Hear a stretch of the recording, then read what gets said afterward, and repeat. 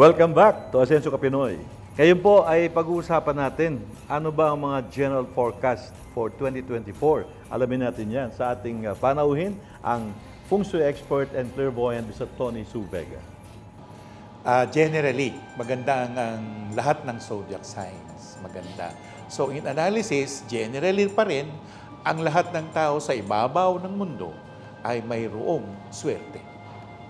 Ano naman ang mga challenges kung meron? Ang challenges gaano ka katipid at gaano ka kagastador. Ang dragon, ano yan anong tawag nila nun sa attitude na yon?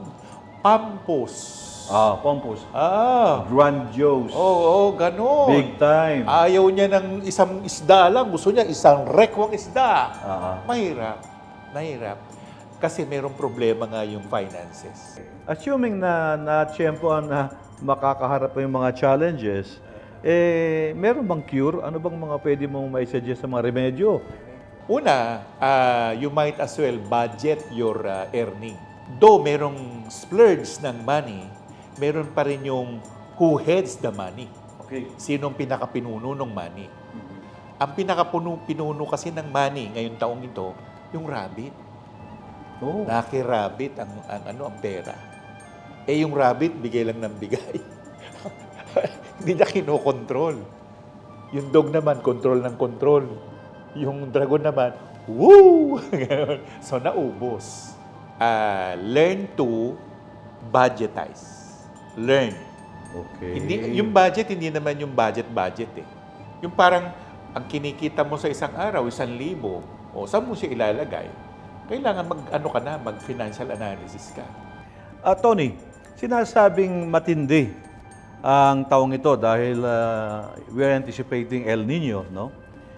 Ano naman ang magiging epekto nito sa Mother Earth, sa ating buhay, sa ating mga Kapinoy?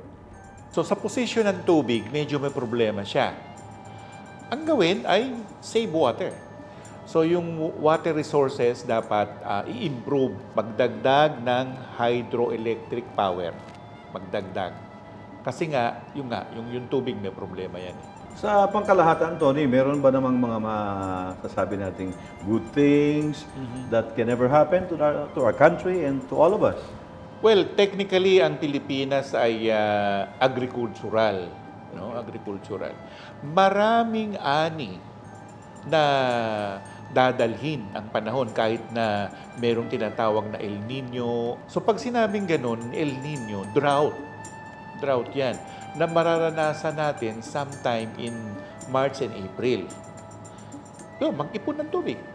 Or hire someone who can call on the water. And remember, ang pagtawag... Pwede ba yun? Pwede. May ritual? Merong ritual para bumaba ang tubig. Meron. Prayer? Yes. Ang isang prayer na ginagamit namin para bumaba ang dragon at magbigay ng tubig, yung Namgyalma mantra.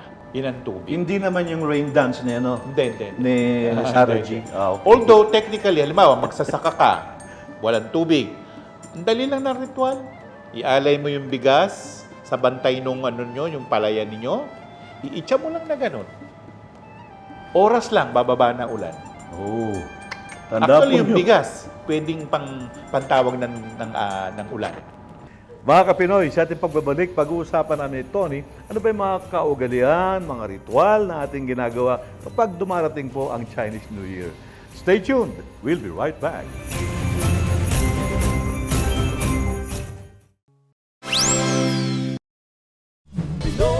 Asenso tayo, Pinoy!